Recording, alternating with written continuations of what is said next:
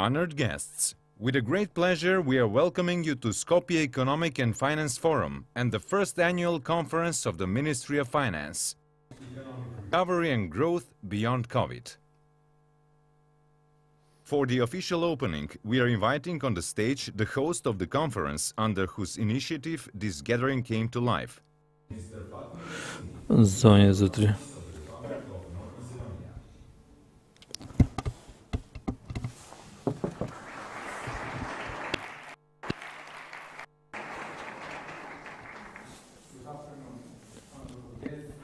Përshëndetje zonjë dhe zotri.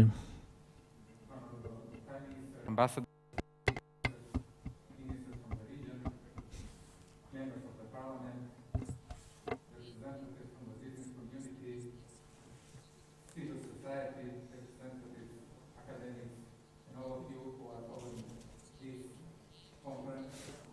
Ma ka marrë ajo. to welcome you to the Skopje Economic and Finance Forum 2021.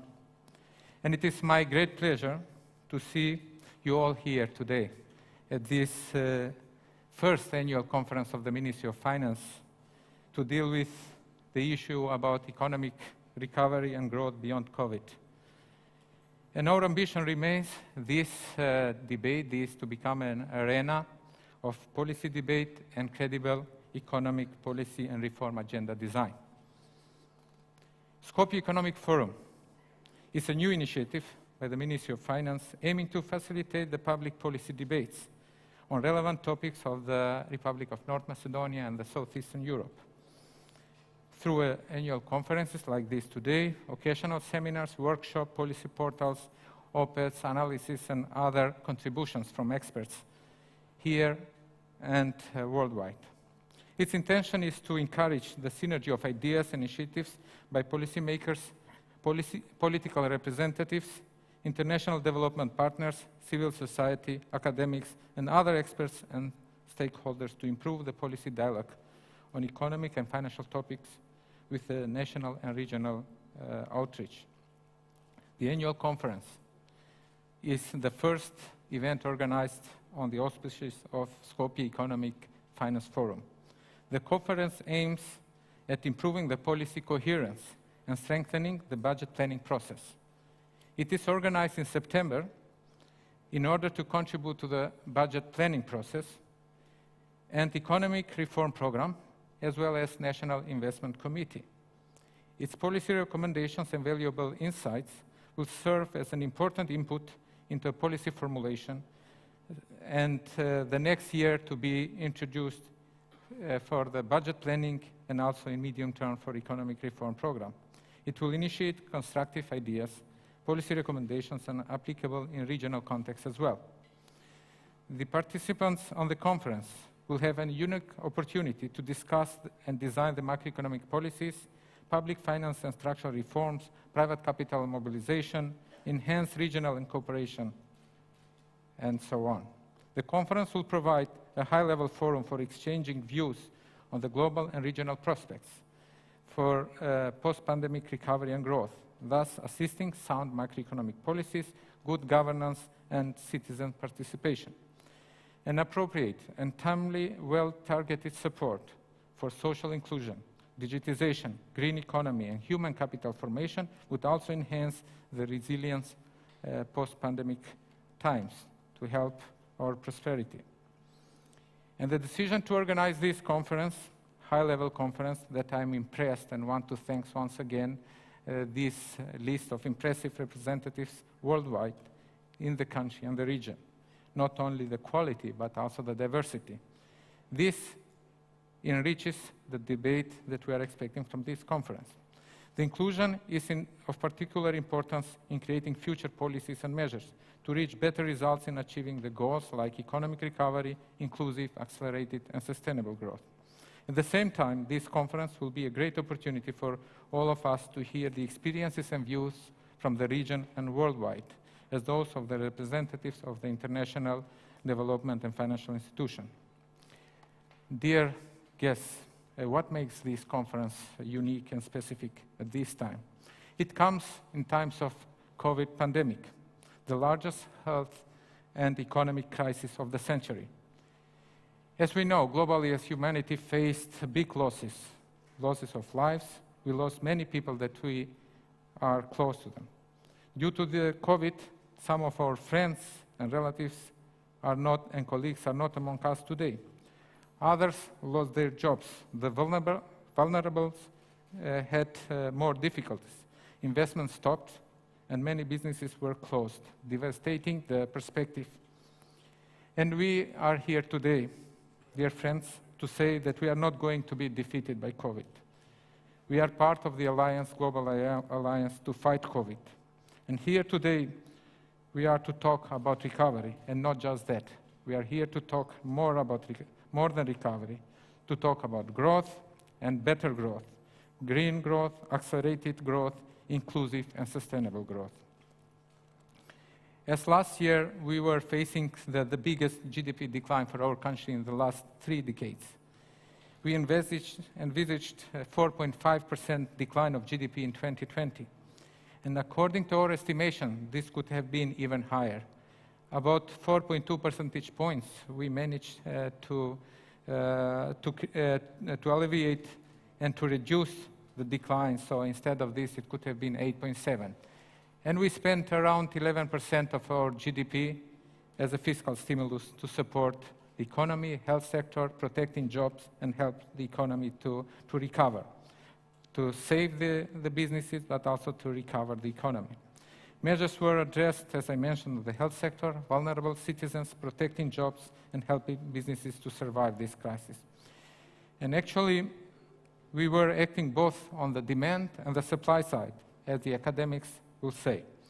In 2021, we continued with 2 additional packages, which were more targeted measures and adding a development component, including investments and increasing the number of employees in order recovery to turn into growth.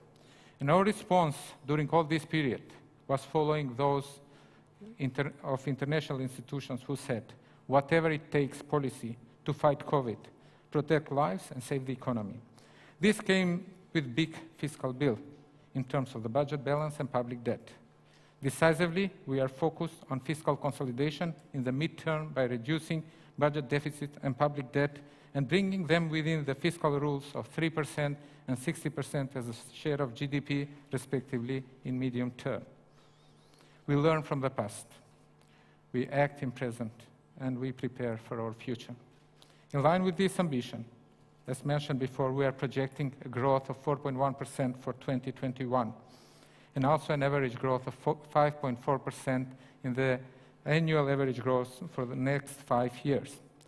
Also, to make sure that this will not remain just a wish, we have prepared an economic recovery and growth accelerating financing plan. The plan aims to finance the recovery of the economy affected by COVID-19 and to support an accelerated sustainable growth while maintaining the fiscal sustainability by mobilizing capital from the private sector in addition to the funds allocated from the budget and borrowings. Dear ladies and gentlemen, today we are having, and tomorrow for this conference we'll have 6 panels, as you have in the agenda, talking about global and regional challenges and prospects of recovery and growth, macroeconomic policies and public finances in post-pandemic times, good governance and social cohesion, public and private investments and competitiveness, smart and green economy, human capital, and inclusive growth. And it is important to focus not only on the policies that we will provide strong impetus for recovery and growth acceleration, but also on resilience in the context of new challenges, of the new normal. The policy recommendation would emphasize the need for evidence-based, coherent, and comprehensive policymaking, followed by continuous monitoring and throughout policy evaluation. And we hope and expect that this first annual conference that we are witnessing today and contributing will envisage to grow, as mentioned earlier, as a respectable, traditional avenue for open policy debate. Dear participants, you here in the room and also those that following us online. Now, it is my great honor to invite the Prime Minister of the Government of North Macedonia, Mr. Zoran Zaev, to open the conference. Dear Prime Minister, the floor is yours.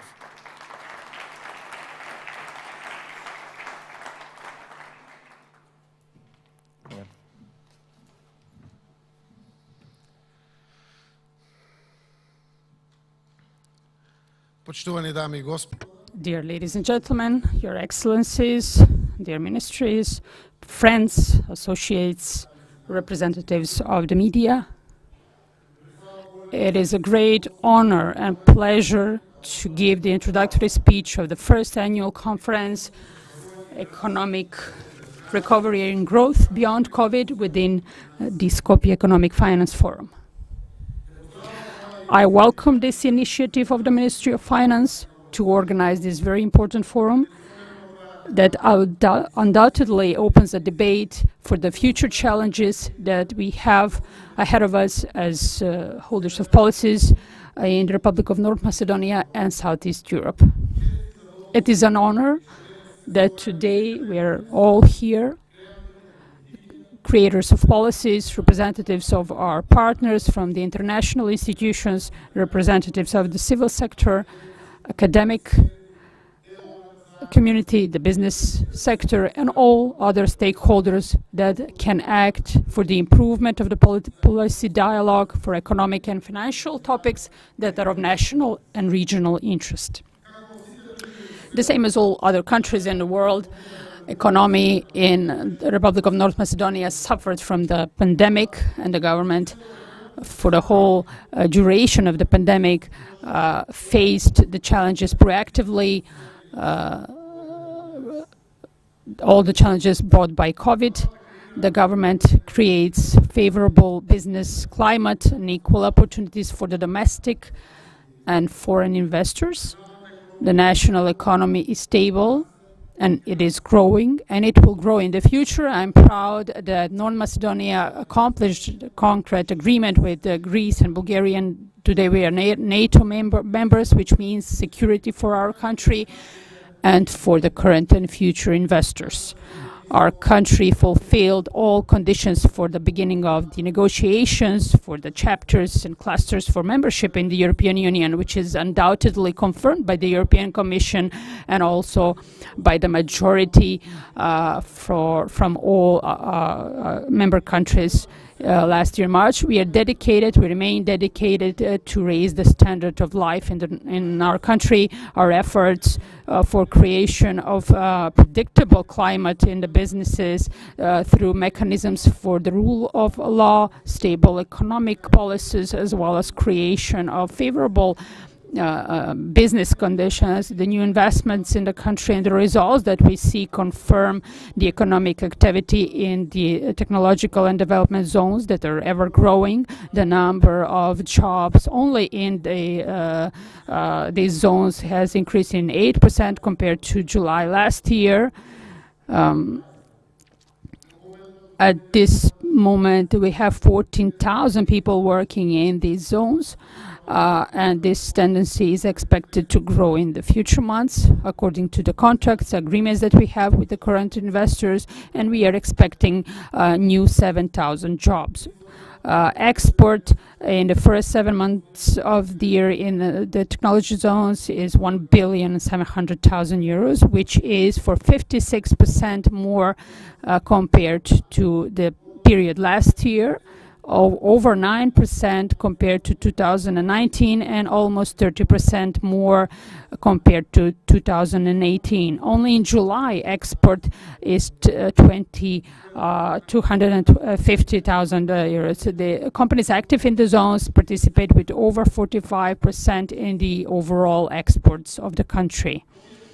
These positive tendencies are the result of the new concept for attraction of investments in the technological and development zones, and the government that works according to analysis based on which we estimate the capacity of a company, the investments itself, and as a government, that is how we prepare individualized packages for stimulation and participation by the country.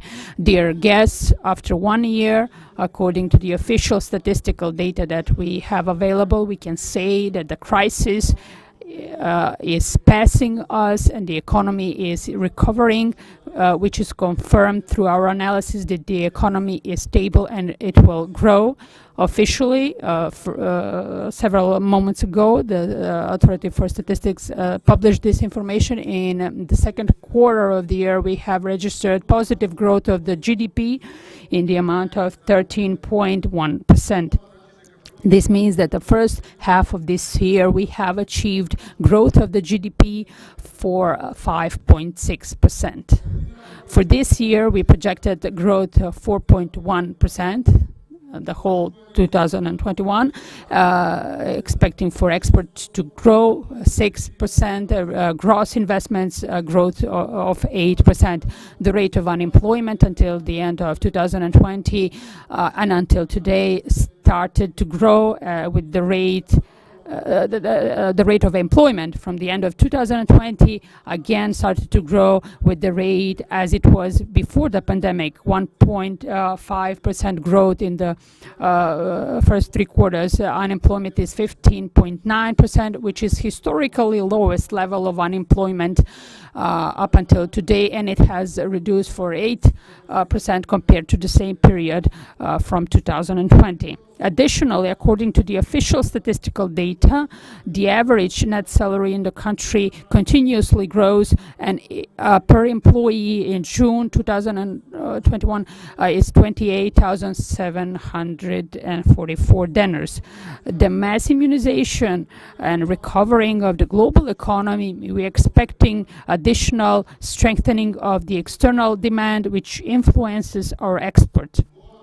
I use this opportunity to extend gratitude for the support, financial support, material support, and also with the expertise and knowledge provided by you, representatives of international financial institutions, as well as the other participants and stakeholders in the past period. This event today is a confirmation for our partnership and friendship, for our future cooperation and exchange of experience.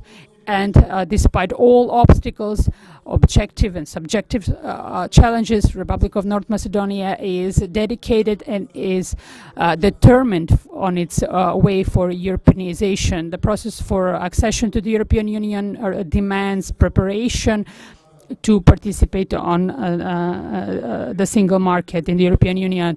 Having that in consideration, we have planned for concrete activities for the 4 freedoms of the European Union, and we add digital, investment, innovation, and industrial pillar. For us as a country, strengthening of regional cooperation is a very important objective because we see that it provides fast effects for improvement of economic performances. Of course, that we need to see improvement of the competitiveness of the Macedonian economy through structural changes, smart specializations, improved skills, through better education, research and innovation, and in evolving in the existing and creation of a new industrial structures and promotion of green development and transition. These are the great tasks that we have ahead of us for the midterm and long-term period. The governmental economic team has continuously worked on preparation of plans for the future midterm development of the country, and in that context, the intervention plan for investments 2021-2027 covers all investments that we are planning to initiate in the country, including private investments of domestic and foreign investors.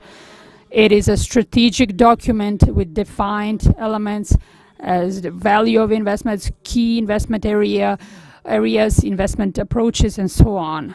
As a complementary plan to this intervention plan for investments 2021-2027, we have prepared the plan for recovery and funding of accelerated development. The basic objective of this plan is to fund the recovery of the economy from COVID-19 and to support the accelerated sustainable development, and at the same time keeping the fiscal stability through mobilization of capital from the private sector as addition to the budget funds allocated.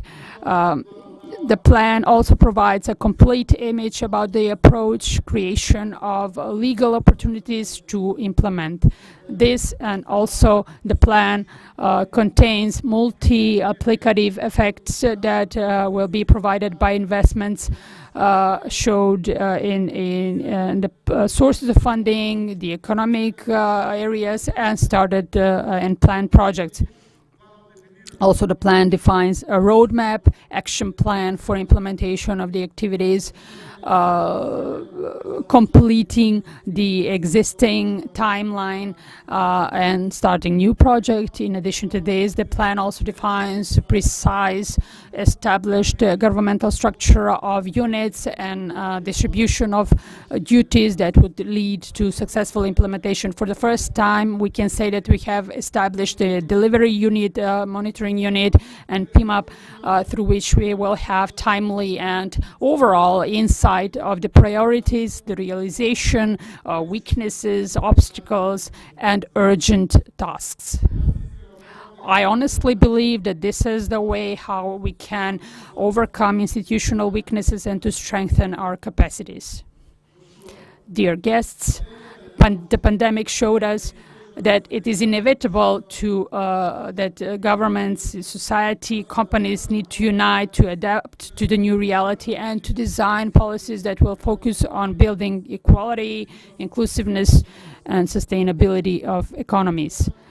What we have in front of us is to improve the business investment climate, to be resilient to the shocks, turn to green investments and digitalization, strengthening the health and educational system as a basis for the human capital, strengthening of the national and institutional capacities, and also sustaining fiscal consolidation. This important event today, I see it as one step forward for improvement and promotion of the policies based on evidence and research that are of vital importance for the government and which need to be applicative for all governments. We expect for many more experiences like this. Again, I welcome the efforts. I greet the efforts of the Ministry of Finance for organization of this international conference, and I wish that it should put the bedrock and to be a future tradition with strong influence in the region and Europe. I wish you fruitful work these 2 days on this first conference.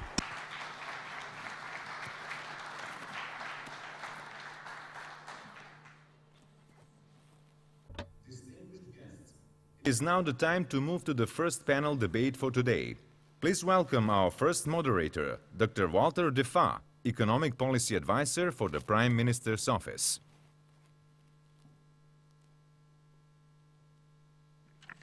Excellencies, Të nderuar Ekselenca, zonja dhe zotëri.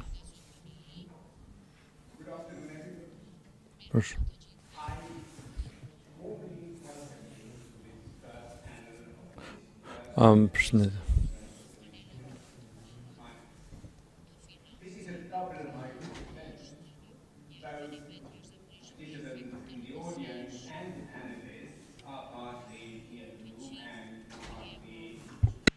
on their screen. So, in order to complete the panel here, I would like to invite all the panelists here in the room to join us here on stage. Please come and join us.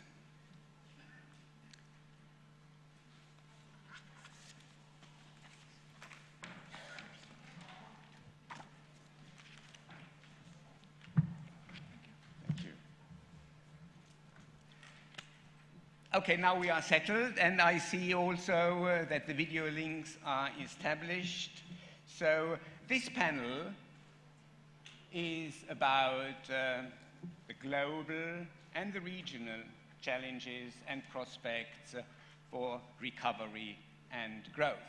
It's very much looking at the broad picture. So it's because we have all these panels that later on will go deeper and look at specific issues. So of course it will be about the economy, but we will also focus on society as a large. We will look at security aspects, you name it. Of course, we will focus on North Macedonia, but as the pandemic is global, we will also have to look at regional, at European. So it's really a great privilege for me to be the honorable moderator of this panel of highly distinguished personalities. And of course, we are very grateful that the Prime Minister and the Minister of Finance will be present in this panel discussion. We will start with opening statements of the other. In order to leave enough time for substantial discussion afterwards, we will have to limit your statements to maximum 6 minutes. So please stick to it. You have a timer in front of you. And as they say, in the unlikely event that anybody goes beyond, I will give you a signal with this yellow card. There is no red card.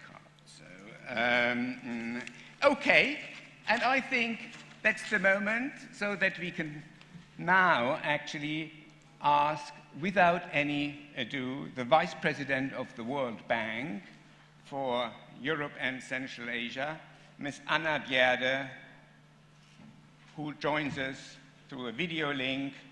Please give your statement. Over to you. Thank you very much. Thank you very much. And Mr. Prime Minister, ministers of government, members of international organizations, think tanks.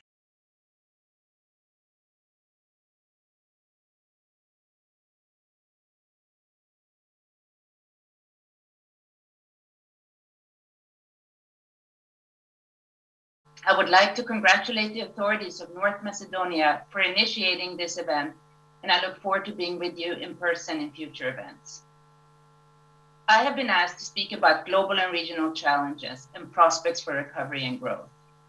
Let me start by recalling that 2020 was indeed an exceptionally challenging year worldwide, testing resilience and ability to adjust and adapt quickly and with significant surrounding uncertainty.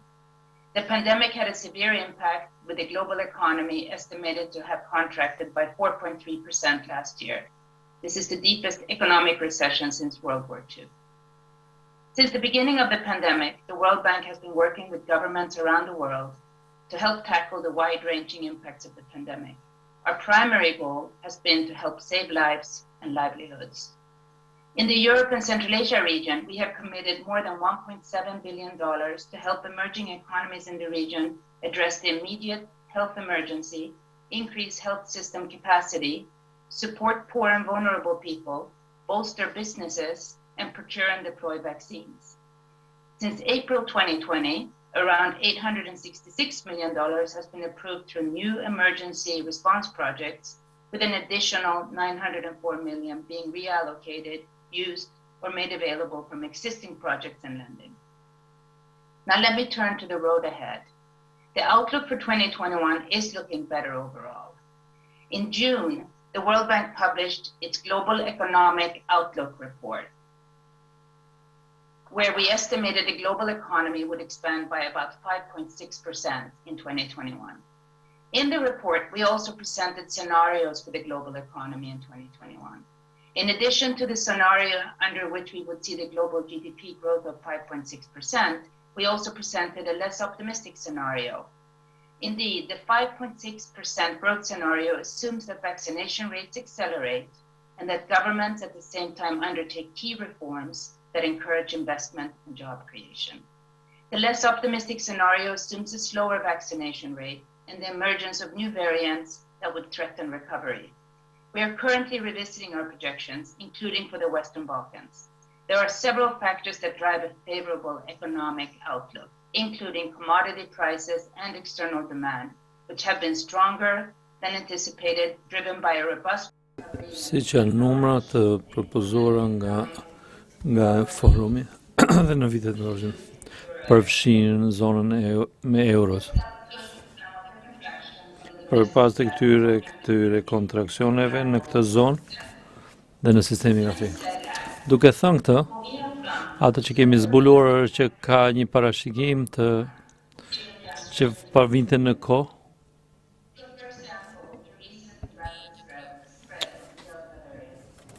poses considerable risk to recovery, including a resumption of market volatility, as markets are sensitive to negative developments.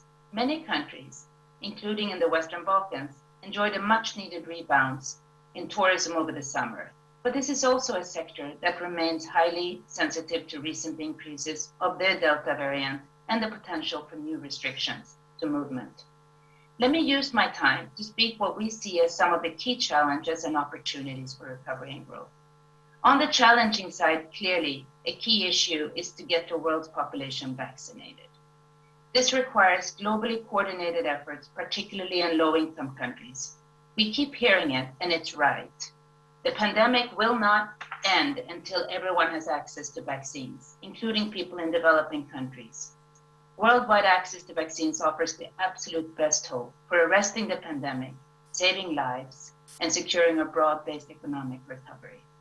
The World Bank is working closely with the IMF, the WHO, and WTO to convene international support for stepped-up financing to ensure more equitable access to vaccines. Qeveriet, kompanitë farmaceutike, përfaqësues, kompanitë të prokurimeve ndihmojnë për të ndihmuar njerëzit në përgjithësi dhe për të përmirësuar opsionet për vaksinim në shtete të ndryshme.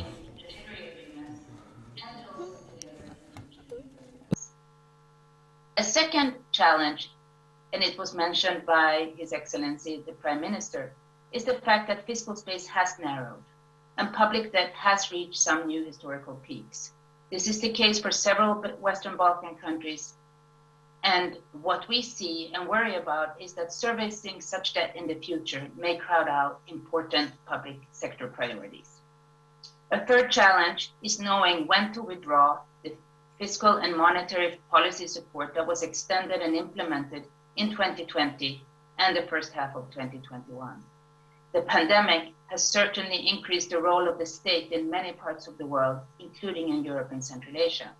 This has often been warranted given the once-in-a-century phenomenon of this global pandemic. As such, premature withdrawal can be risky, but we believe sustainable economic recovery will require that the private sector and private financing plays a larger role going forward, as will pursuing rigorous reform agendas. A fourth challenge in an area we monitor carefully is inflation, both globally and at the national level. The question is whether rising inflation that we're seeing is a temporary phenomenon or a longer-term development. If inflation proves not to be temporary, further tightening of monetary policy might be required. This in turn could lead to deterioration in conditions for financing, which could affect many emerging markets in developing countries around the world. But the pandemic reminds us not only about challenges we face as a global community, but also the opportunities. That is why the World Bank is working closely with countries around the world, including in the Western Balkans, to help ensure a sustainable, resilient, and inclusive recovery. Let me mention a few areas where we see significant opportunities. First, we should focus on building back in a way that tackles global challenges, such as climate change, extreme poverty, and social inequality. A resilient recovery requires actions and policies that benefit both people and the planet, and which put green growth at the center of development goals. This would involve accelerating the energy transitions and decarbonization that can attract investment, improve quality of life and people's health by cutting pollution and reducing healthcare costs. Further, investments in health and education can create jobs and opportunities, improve people's lives, and boost growth and productivity. The pandemic has highlighted that healthcare systems in many countries were unequipped and understaffed. We believe that digitization provides many opportunities to achieve sustained and inclusive health and education outcomes. I'm glad to see that the World Bank program in North Macedonia includes support to the reform of education, health and social assistance systems, and is supporting the preparation of a human capital development strategy. We also urge countries across the Western Balkans to boost investment in and by the private sector and pursue key reforms that strengthen government institutions, the judiciary, and the business environment. Such reforms are critical for growth and poverty reduction, as well as for faster accession into the EU. Finally, as the crisis subsides, countries will need to rebuild fiscal buffers to safeguard macroeconomic stability. In closing, while we see signs of global recovery, the pandemic continues to threaten with major health, social, and economic impacts around the world, and especially in developing countries, and its ability to reverse important gains over the past decade in reducing poverty and inequality. At the World Bank, we remain a committed partner to the countries in Europe and Central Asia as they chart a path forward out of the pandemic and toward a brighter and more promising future for all their people. We look forward to participating in several of the discussions over the next 2 days to support North Macedonia chart its path. Thank you.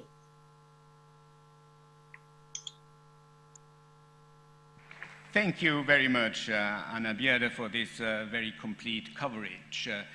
I now turn to the First Deputy Prime Minister, Minister for Political System and Relations Between Communities, Artan Grubi. How do you see the situation?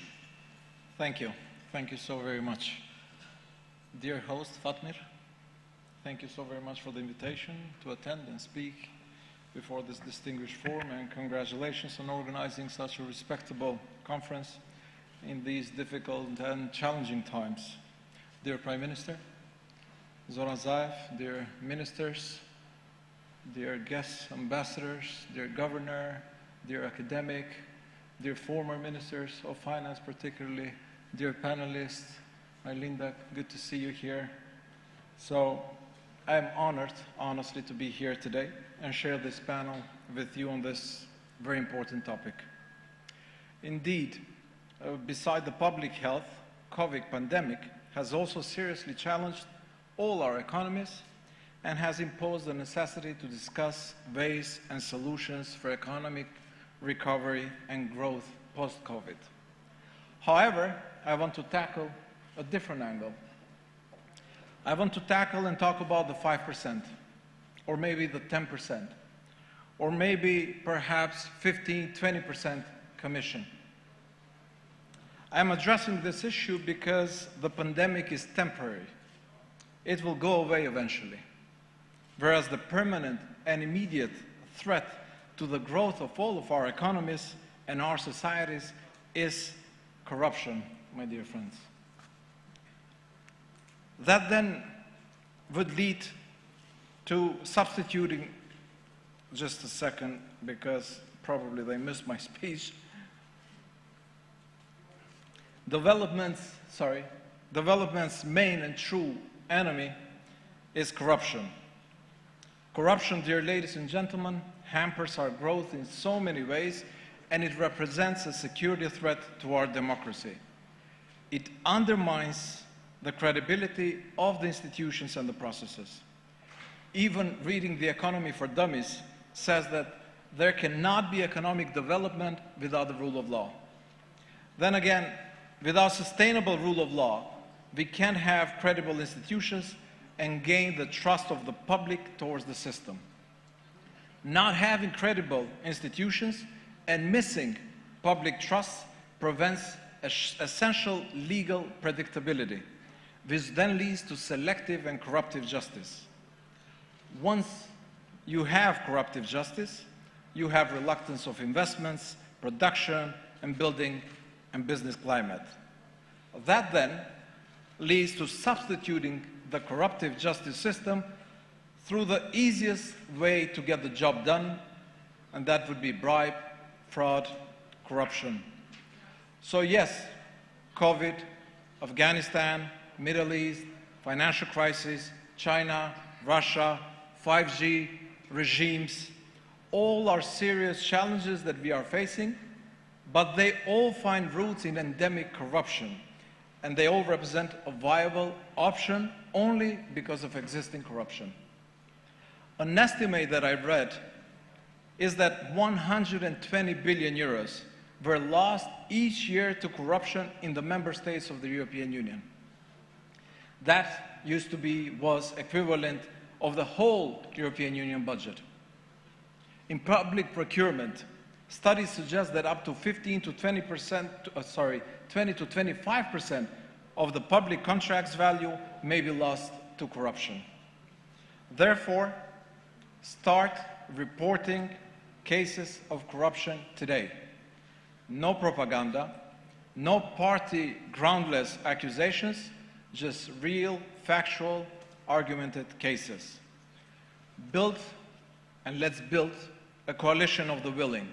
Government, non-government, business, academia, media, all must unite and stand against corruption. Corruption must be addressed at schools, media, family, as it is a worse virus than COVID in terms of economic recovery and growth. This would be a starting point to build the culture of institutional and personal integrity as well as an ethical conduct of individuals as well as institutions. Whereas the starting foundation and point of economic recovery in our country as well as the region is fight against organized crime and corruption as well as rule of law. Period. Thank you. Thank you very much.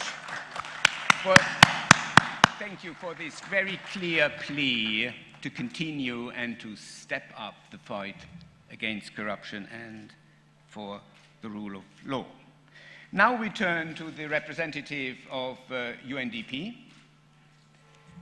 Mr. Haoliang Xu, Assistant Secretary, Assistant Administrator and Director of the Bureau of Policy and Program Support.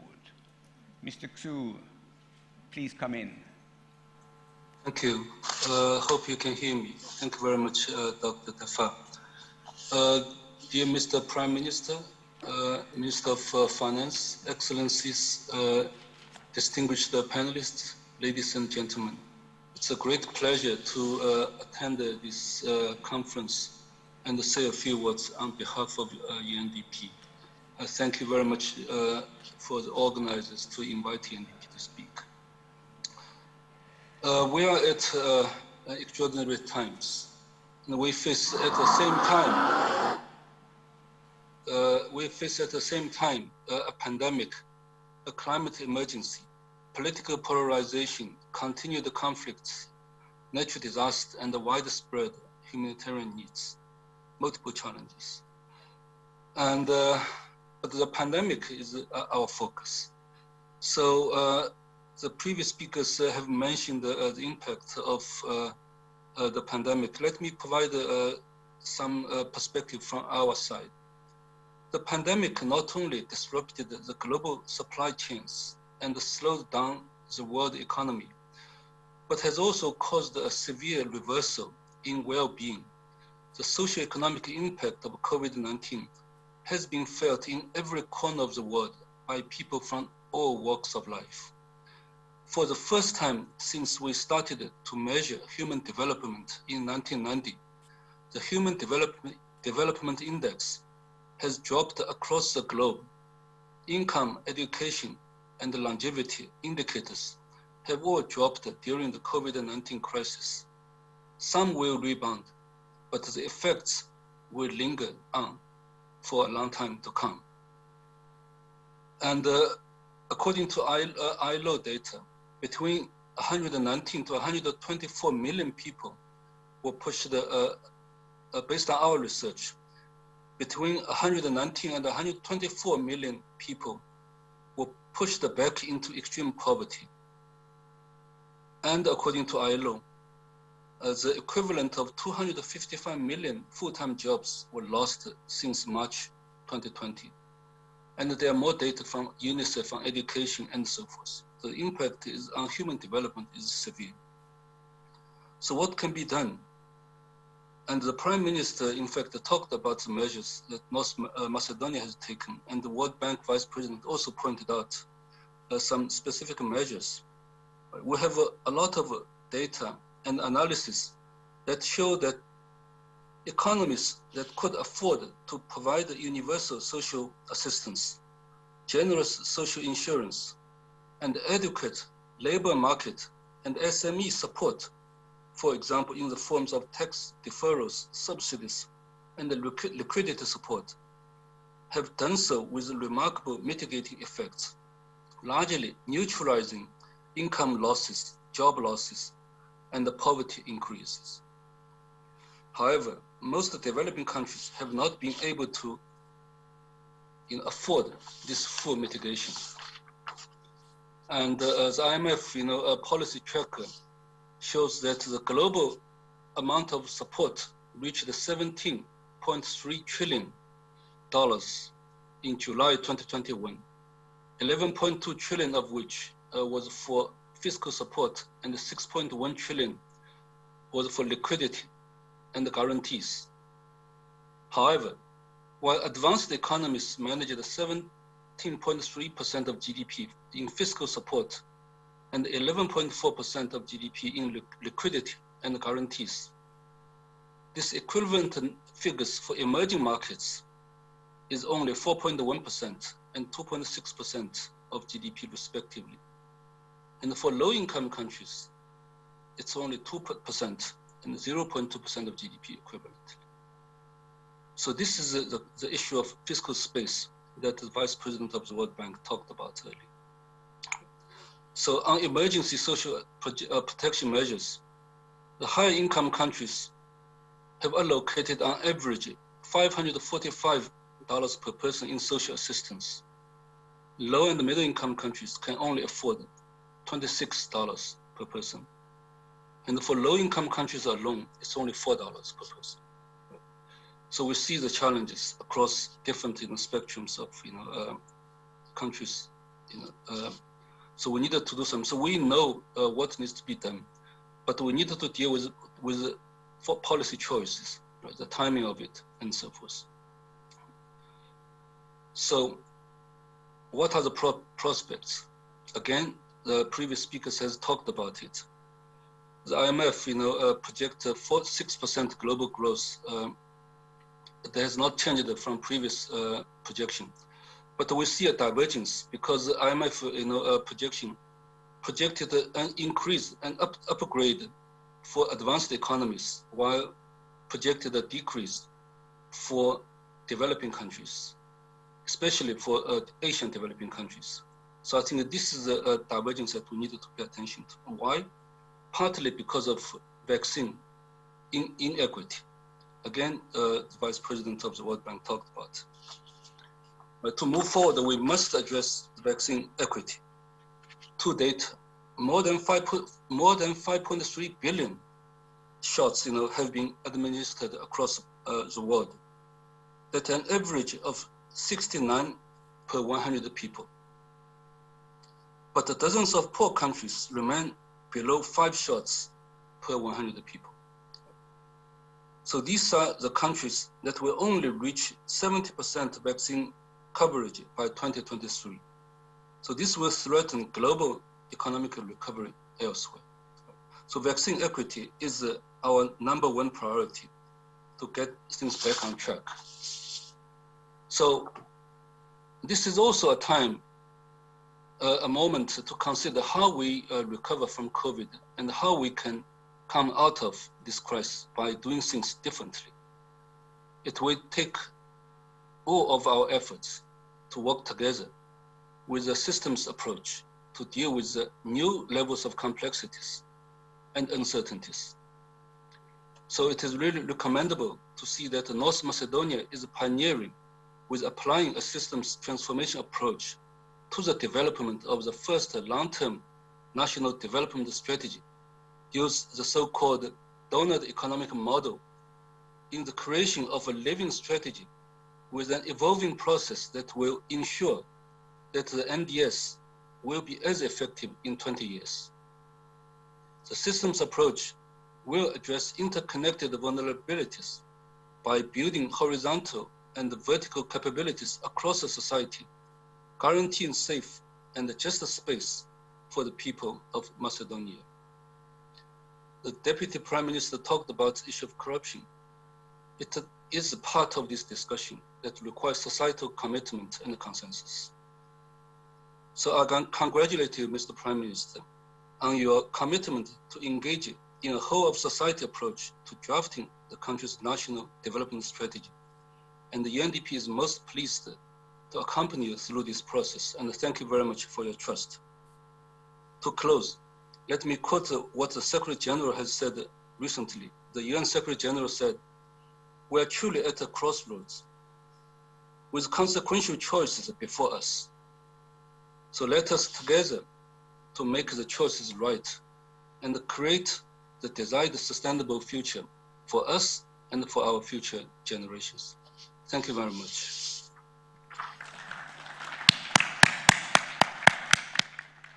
Thank you very much.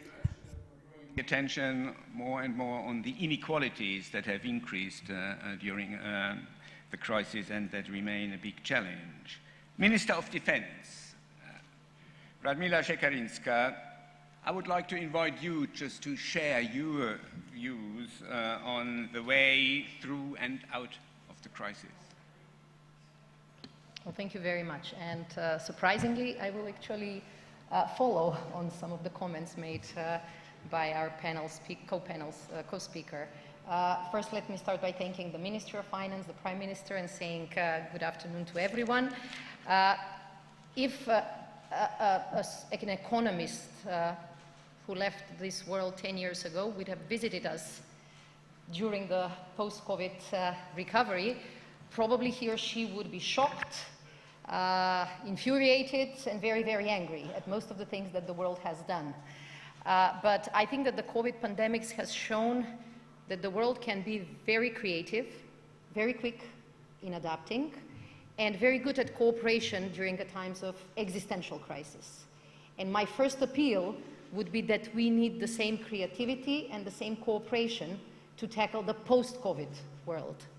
As the popular saying goes, we should never waste a good crisis.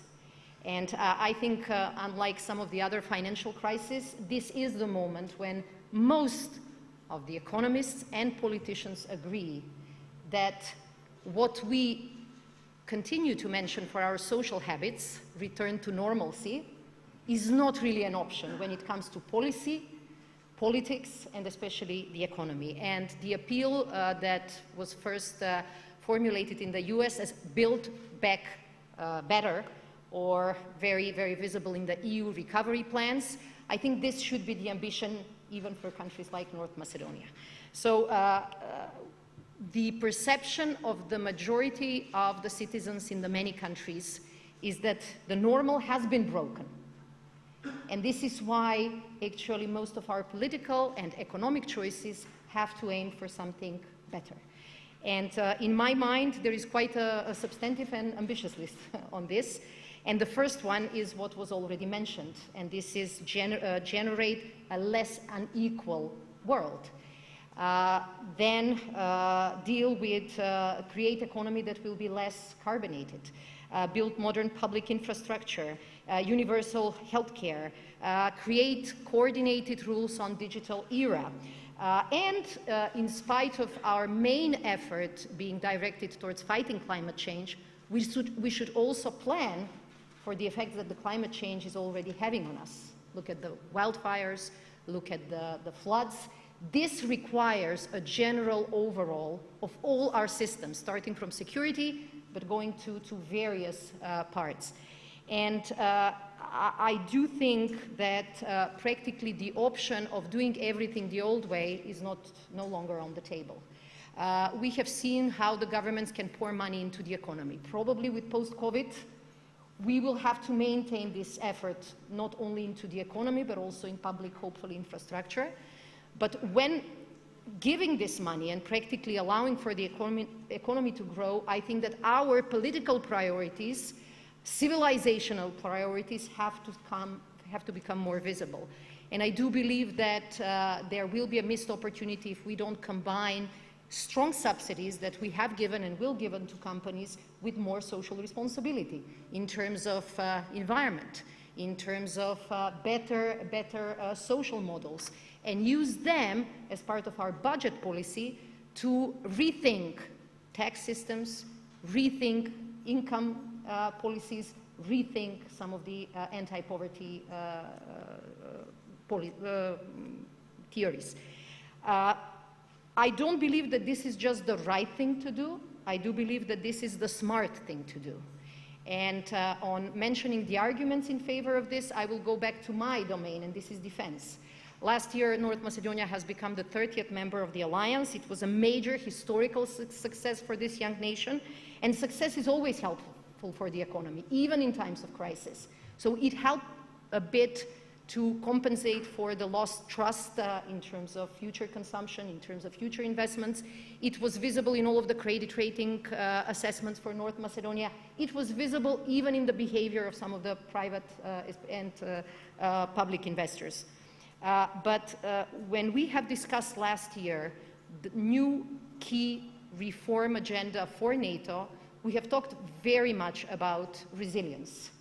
And this is how I see this change, as preparing us for more resilient societies. Our societies, according to some of the assessments by the Munich Security Conference, are not so overwhelmed with the threat of great power competition only, or other issues which are very visible in the arena, but by what happens within our societies. The rise of illiberalism, instability in the Western, let's say, identity. And in order to fight these trends, we need to make our societies, not only our institutions, more resilient.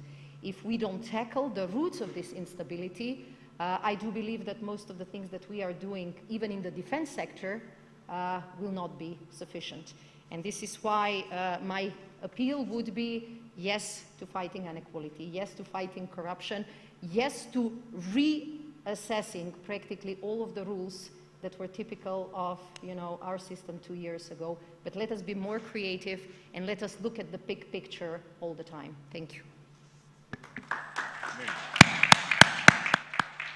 Thank you so much. Thank you so much. The new normal will not be the old normal, but should even be a better normal in the future. So thank you very much for this, also for the insight on the security front. Her Excellency, Ms. Kate Mary Burns, Ambassador of the United States. How do you see the challenges, but also maybe opportunities?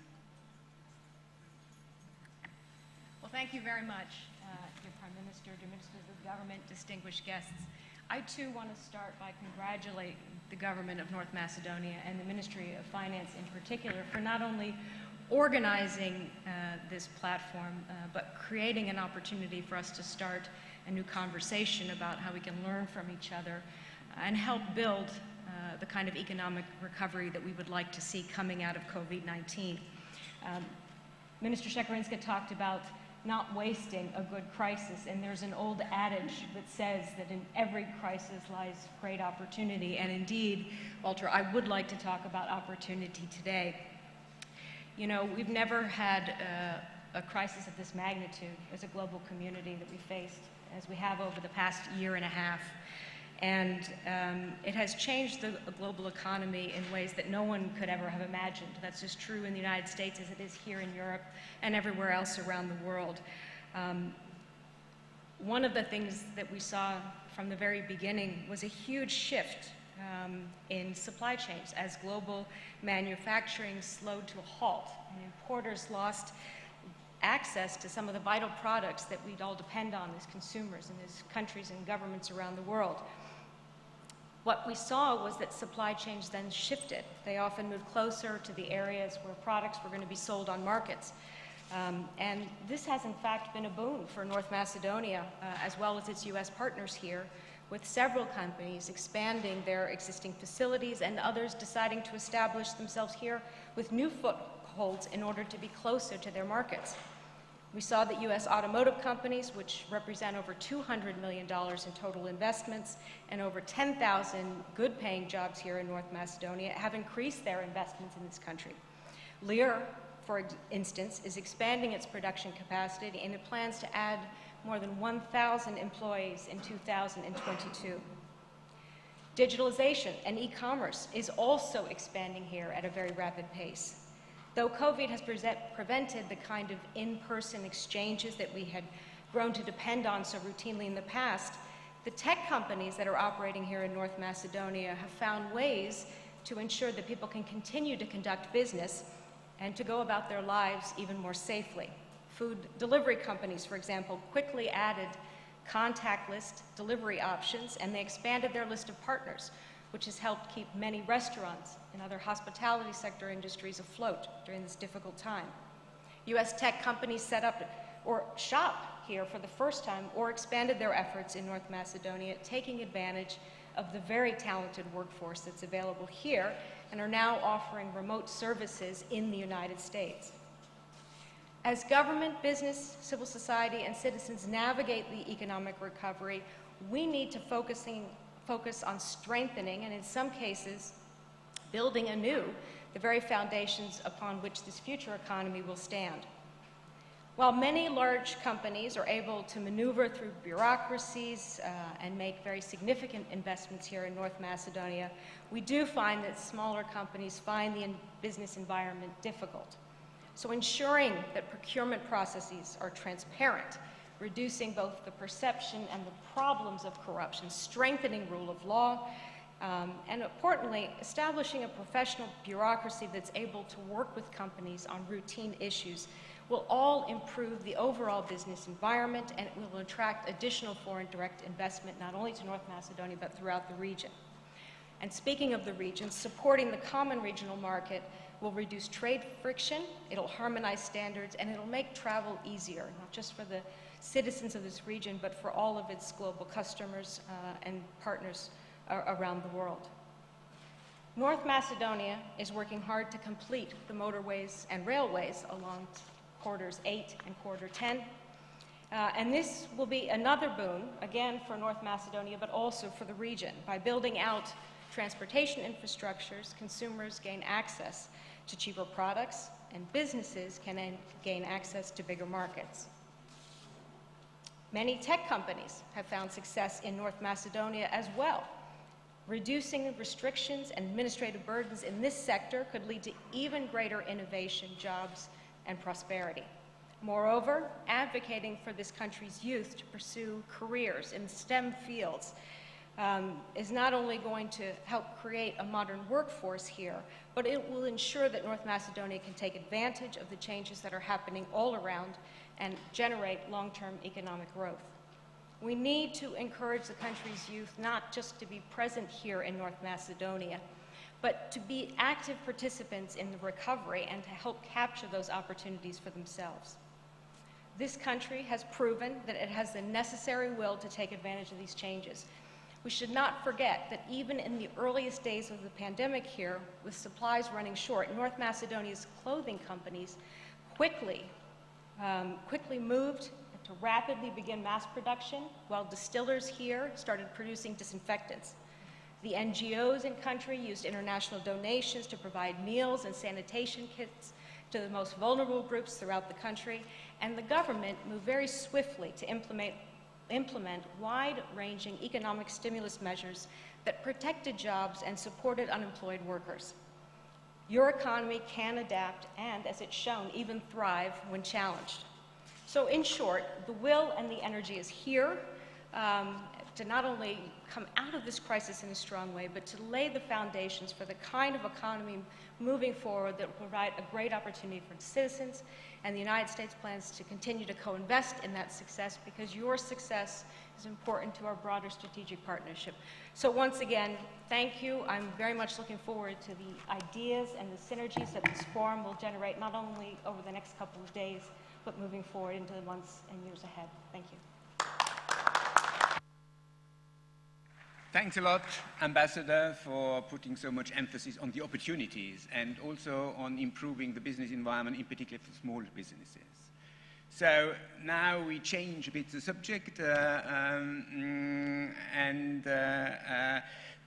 Prime Minister has already said in his speech how important regional cooperation is, and in particular in this crisis. So it's great that we have here the Secretary General of the Regional Cooperation Council, Marina Brego. Over to you. Thank you very much, Walter. Dear Minister, dear Fatmir, thank you for inviting me here. Dear Prime Minister, dear Artan, distinguished guests. I left North Macedonia last July, to 2nd of July, when we had the opportunity to participate at the Prespa Forum, and then we marked, together with the Prime Minister Zaev, the very first day of the roaming-free regime in the region.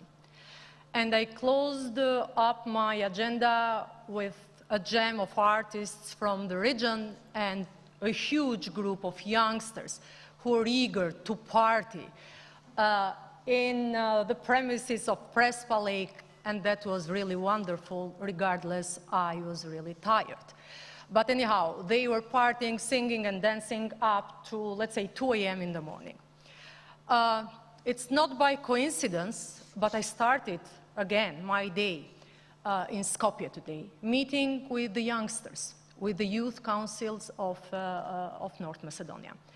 I have to say that while coming to the conference in here, the three of us that were just arrived to come here, we were just talking feverishly and discussing that it was really a great meeting, the one that we had with youngsters.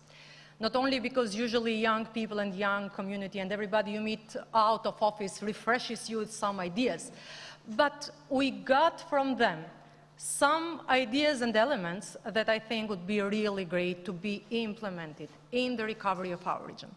And compliments, by the way, Fatmir, because usually I can recall from the times I was minister in the government myself, that the Minister of Finance was only known to know the price of everything but the value of nothing. So thank you for bringing us all together to see and discuss about the values that might come and the value that might come out of a crisis. I heard last days that the unemployment level, which is one of the biggest problems that everybody in the region would really name out, the unemployment level in North Macedonia fell. And I hope that will be true as well for the young people of this region, because as I started my intervention, they are our greatest asset. And they are the engine driving the regional cooperation. They are not only smart, but they have that self-confidence that when you are adult, you usually lose because you should speak and respect politics and business-like language. So they can tell you everything that maybe you are not really able or capable to spell out. And I think that that's one and a very good source, because the three biggest problems in this region, our homelands, are unemployment, corruption, as Artan mentioned, and brain drain. And all those are issues that we need to tackle on a post-pandemic recovery. But as you said, we should never waste a good crisis. This is not a good crisis, but anyhow, it's a crisis. So I have to tell that even during the crisis, we managed all together as a region to give some, let's say, good results and achieve, let's say, some of those targets that are vital for us. So we had experienced an unprecedented level of cooperation during the crisis. The green lanes came and entered into force because we felt the necessity to have foods, goods, medicines, respirators, masks, gloves, being in the region. And you will all remember that the very first days in March time were uncertain for all the world, EU as well, others.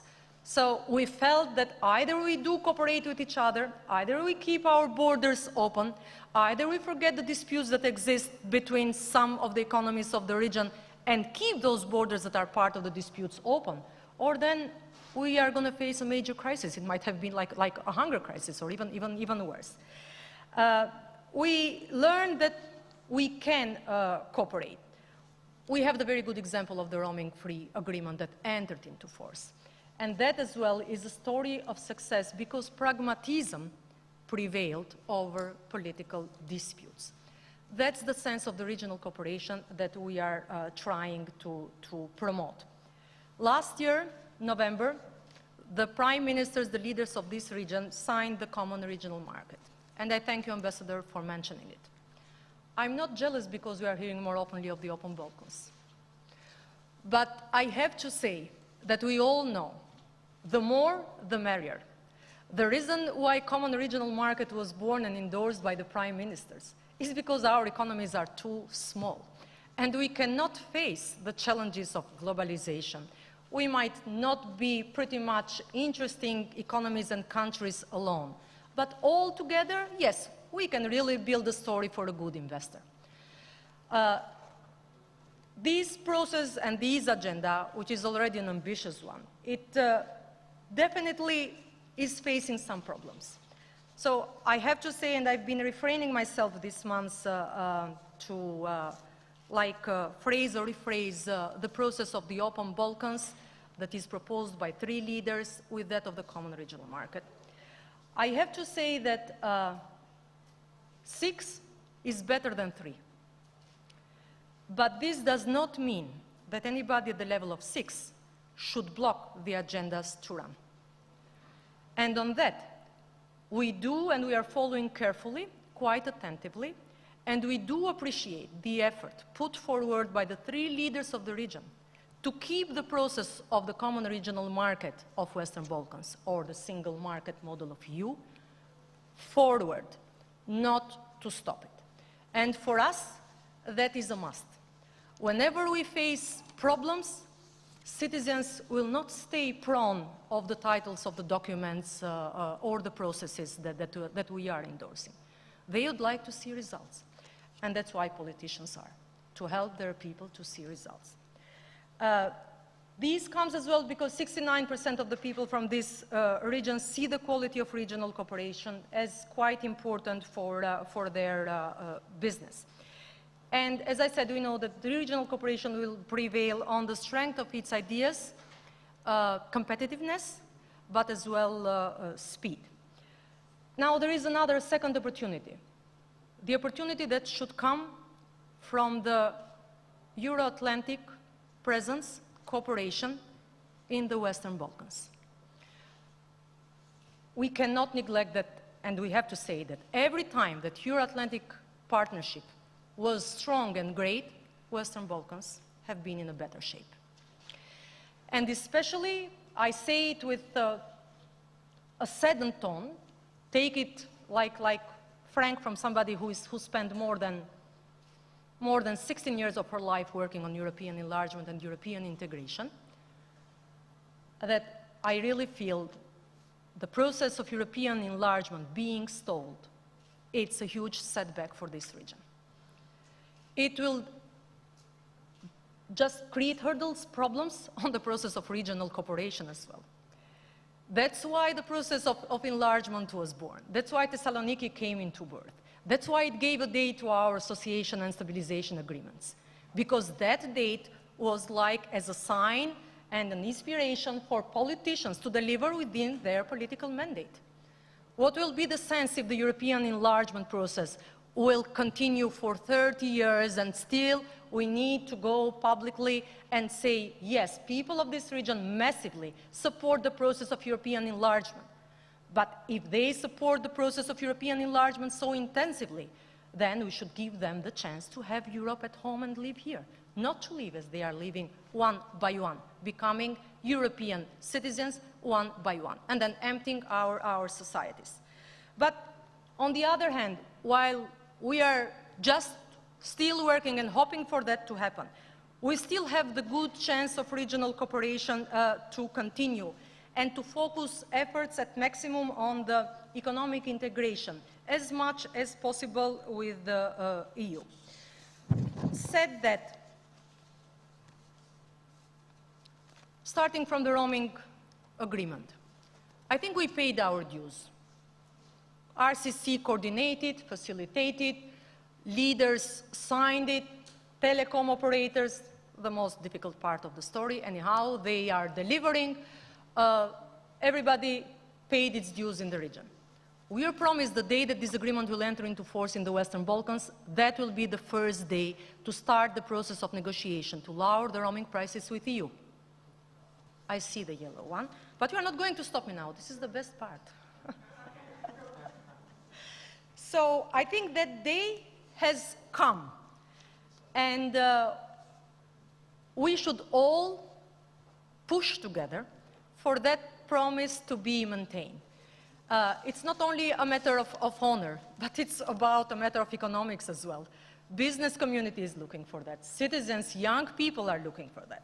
Secondly, the story of the green lanes. We paid our dues. We kept our borders open among ourselves. But we are not confined only by ourselves. We are confined with European member states as well. So by starting the process of keeping and the piloting one at least green lane, as it was said between North Macedonia and Greece, for example, this might really build a very good example for the rest of us in the region, and then we can really say that yes, we are progressing in the process of regional cooperation, unless the process, or let alone the process of enlargement, it's taking too long. And finally, coming back to where I started this morning, I have to compliment and commend North Macedonia for being a pioneer in implementation of the EU Youth Guarantee Scheme. And since we got the very nice food for thought, as I said, from the youngsters, I am launching from here with good faith and hope that dear Prime Minister Zaev, Fatmir, I don't see Fatmir Butuci anymore in the room as well, to help us start promoting a regional coalition on jobs and skills. It means that business community as well has to offer, but we need as well to support them, opportunities of traineeship, internships for the young people of the region. We can do our best, we can employ some whenever we work, but that will never be enough because business is usually, or young people are usually oriented on startups now and they do have a business mind. So I think that this might be a very good example to increase as well the regional mobility. We might have another chance to mark something important from North Macedonia. So looking forward for your help and support on that. Allow me to end in here by as well congratulating you on the upcoming important anniversary of independence and wishing to you all the best.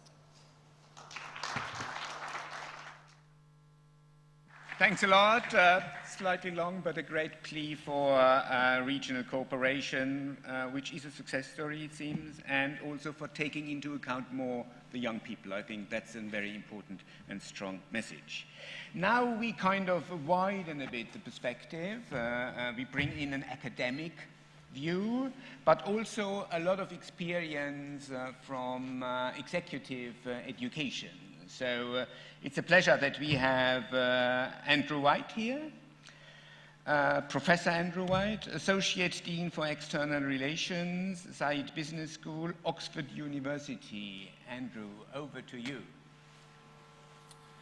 Thank you, Walter. And Prime Minister, Ministers, distinguished guests, Excellencies, ladies and gentlemen, it's a real pleasure to be here today at this conference. I'm sorry I can't be there in person, but due to various reasons, I hope to be there next year and to be with you in a face-to-face environment. And can I say how good it is to see everybody meeting together again after such a long time when we've all been sat at our computers and only being able to interact in that way. So first of all, I want to say thank you to the panelists. I think there is so much in common that we are talking about. It's so good to see this conference. Congratulations to the Ministry of Finance and to Fatmir, the Minister, for putting this on. I think it's a really important conference, not just for North Macedonia, but for the region and indeed for the world, for all of those who are interested in leadership and interested in about creating a positive and, let's say, constructive future world. So I want to start really by taking you back to a conversation that I had at the World Economic Forum in Davos in 2015. I was interviewing a number of CEOs and political leaders about how they saw the world, how they saw the future of leadership. And I'll never forget this one conversation. I was talking to a CEO and they said this: for the last 30 years, it's been as though I've been climbing a mountain. And that mountain represents me and my leadership. It represents the company I've led, and it represents the industry.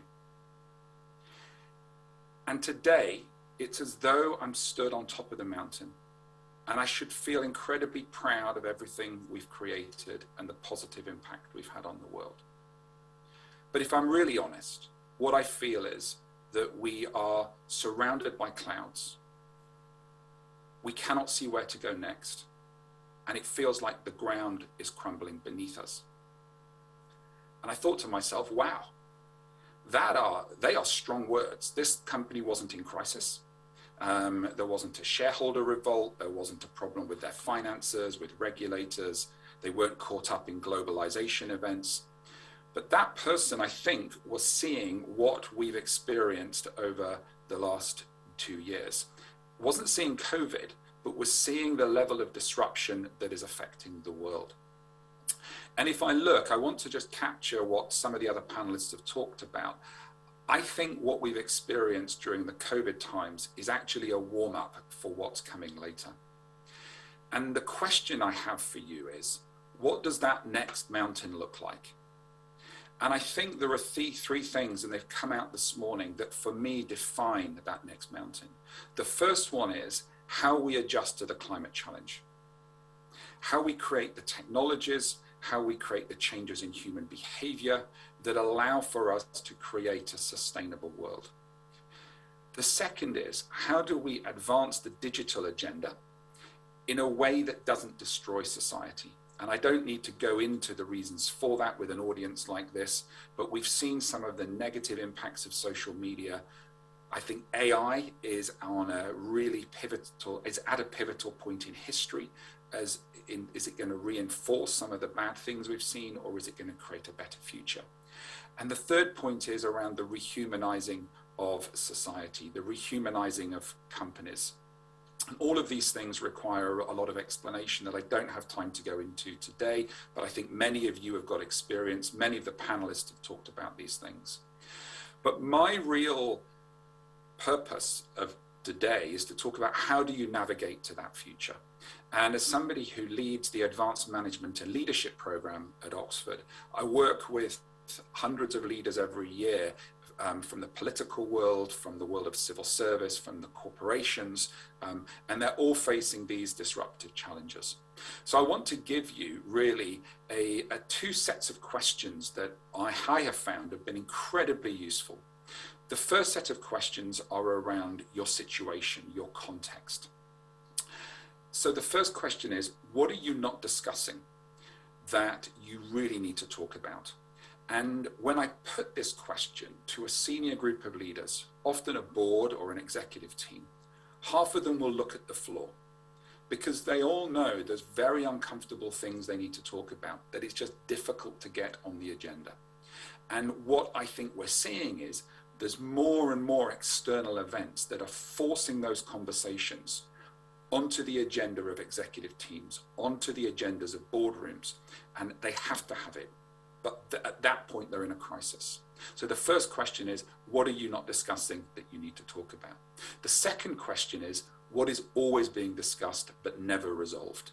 What is always being discussed but never resolved?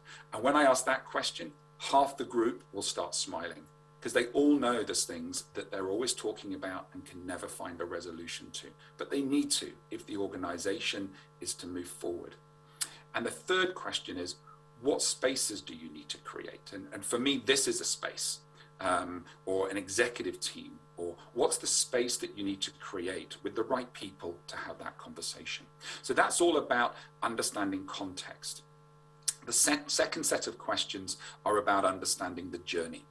And for me, there's four here. Firstly, what is it that you want to take with you? You know, when you look at economies, when you look at companies, to me, there's an awful lot of good that's been built.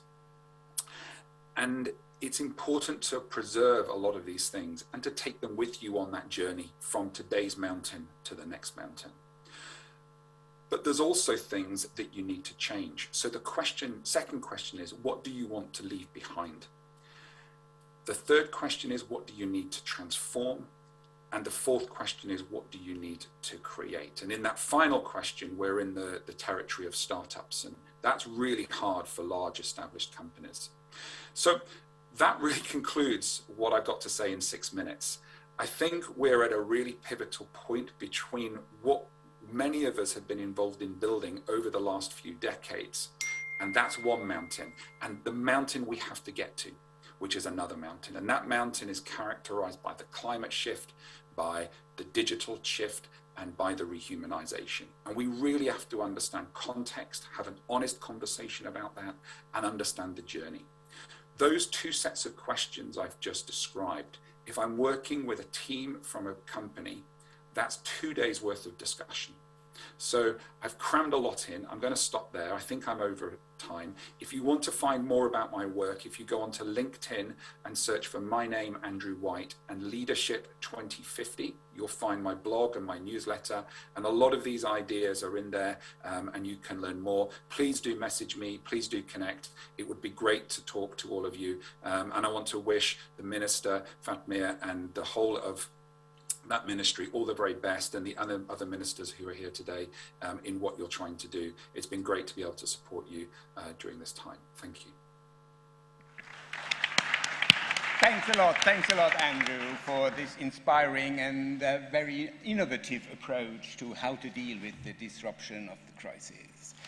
I have failed in my time management. I have to apologize, but I think it's a bit of a collective responsibility. So we still have 2 up to now silent panelists here. And I know, Prime Minister, you are very much under time pressure. So I want to give you at least the opportunity to react briefly to what you have heard, and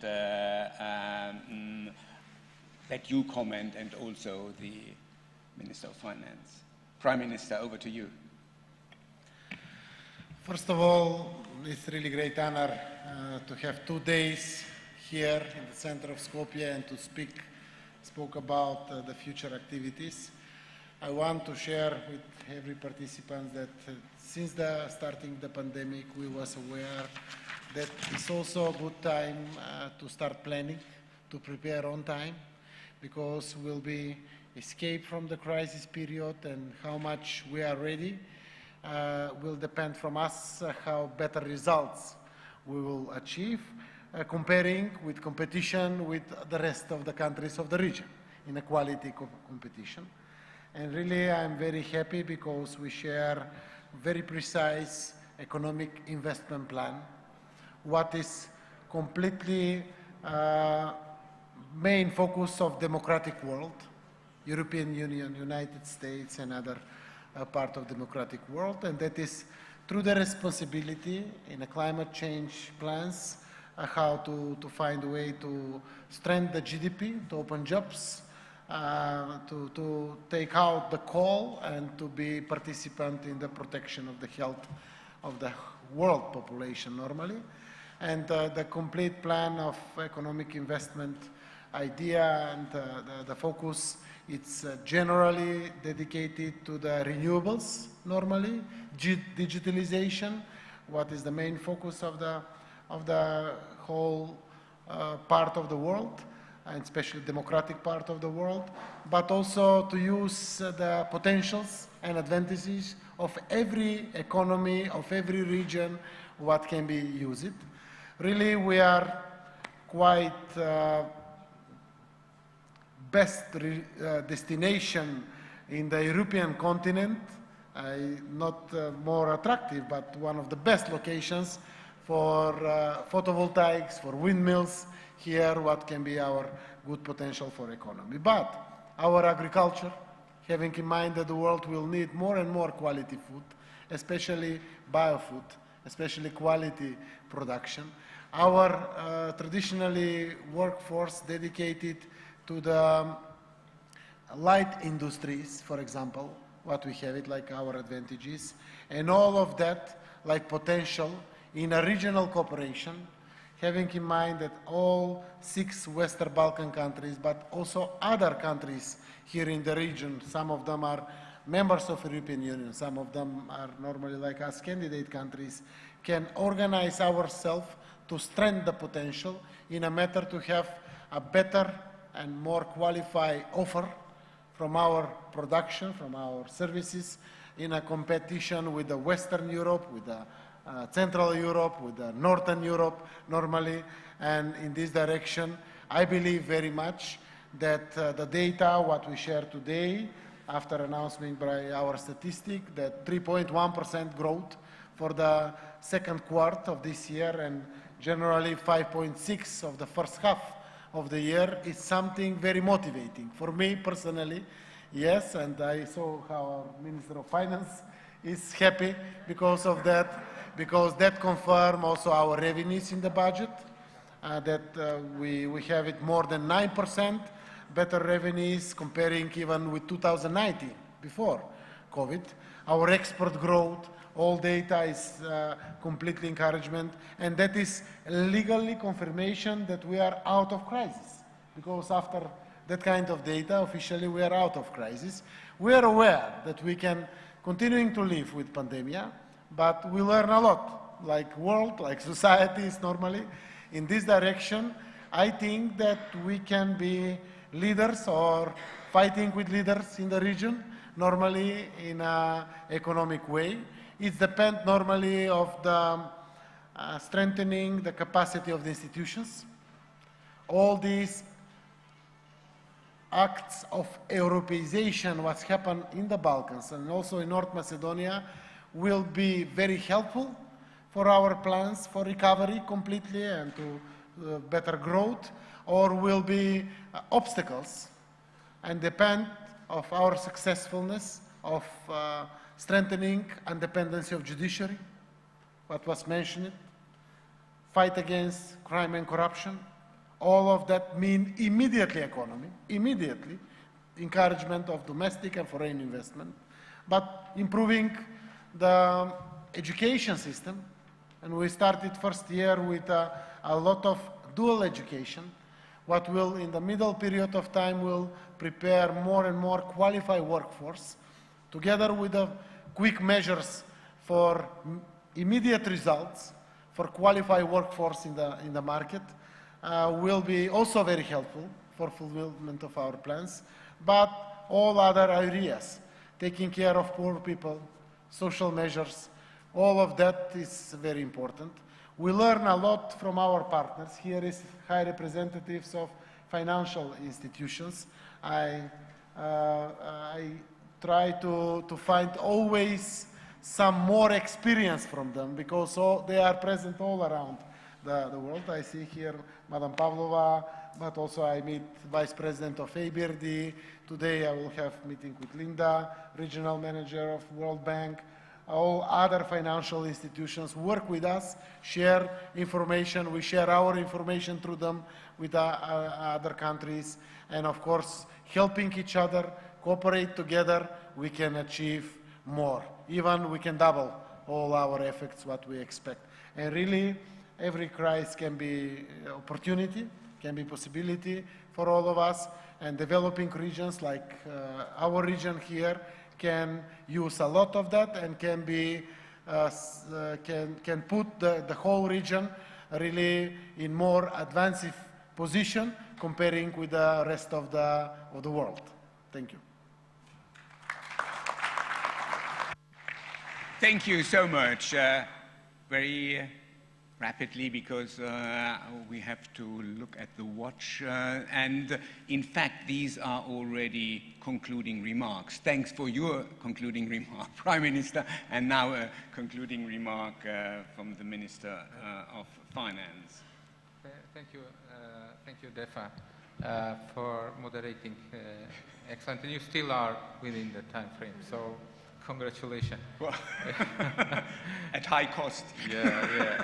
But I will not try to conclude. As you know, we the design of the conferences we have here for this panel, Academic Begeti, who will make a review tomorrow at the last panel. So in each panel we have those who will do conclusions, insights from the discussion. So thank you for the opportunity just to thank the panelists. And also what I want to share at this moment about the crisis, talking about the opportunities is the right thing, but also talking about the lessons. And what was different from in this crisis from the previous ones is that all international institutions and also national authorities were more active. They reacted faster and sizable, and also were more coordinated. So compared to the financial crisis that was a decade ago, the world was much more prepared to react. So I'm optimistic on this, as the Prime Minister announced today, the good news about the end of the crisis in the second quarter, showing a positive GDP growth. I'm also optimistic that globally we are creative. I mean, as humans, not just as a government, not misunderstanding. In general, as humans, we have been proving that through the evolution and revolution, we have been very creative. So, saying this, I'm trying to thank once again this hybrid participation from other panelists who are on the screen still with us. So it's not video, they are on screen with us all the time. Just want to thank also them. So thank you. Thank you very much. I join you, of course, in thanking all the panelists. Great contributions. I think a lot of inspiration. And we will have today in the afternoon and tomorrow space also for more discussion. So I wish all of you a interesting continuation of participating in this conference. Stay safe, stay healthy, and stay optimistic. So all the best to you, and for those here in the room, here in the now and in the here, enjoy your lunch.